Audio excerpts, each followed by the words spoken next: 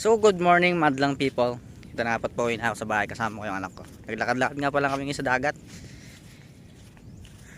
Ay, sarap ng buhay dito sa probinsya. Gising mo, punta ka ng dagat.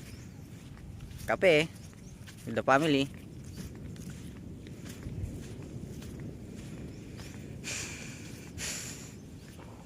Fresh pa yung hangin.